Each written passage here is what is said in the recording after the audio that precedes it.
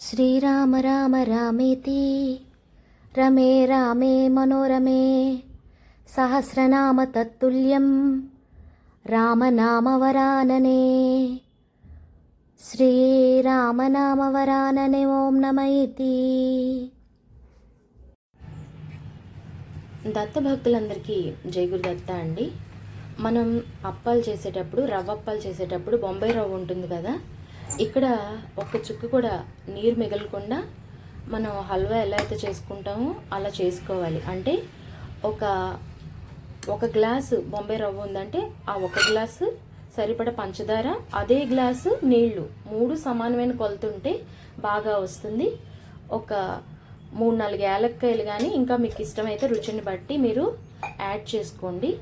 ఇక్కడ దాకా పూర్తి చేసుకున్న తర్వాత నూనె వేడి చేసుకుని చక్కగా ఈ ప్రసాదం ఏదైతే ఉందో రవ్వ ప్రసాదం చల్లారిపోయిన తర్వాత అప్పాల్లాగా ఒత్తుకొని నూనెలో వేడి చేసుకుని వేయించుకుని హనుమంతుల వారికి సమర్పించుకోండి.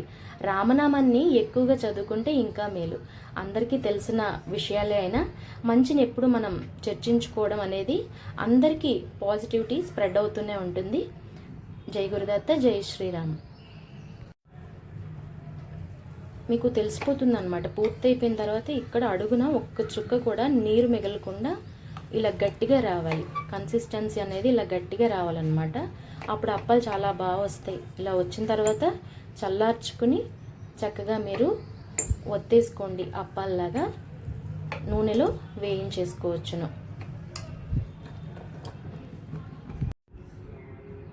చూస్తున్నారు కదా, మన చేతికి తడి అంటకుండా ఇలా వచ్చేస్తాయి అన్నమాట.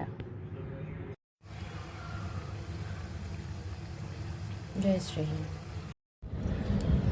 చక్కగా హనుమాన్ చాలీస పారాయణ చేసుకుని రామనామమైన చదువుకొని మీకు కుదిరినన్ని సార్లు, 11 సార్లు లేకపోతే 108 సార్లు, మీరు ఎన్నిసార్లు చేయగలిగితే అన్నిసార్లు పారాయణ చేసుకుని రామనామాన్ని కూడా ఎక్కువ సార్లు చదువుకొని మీకు కుదిరిన నైవేద్యాన్ని ప్రసాదంగా పెట్టండి.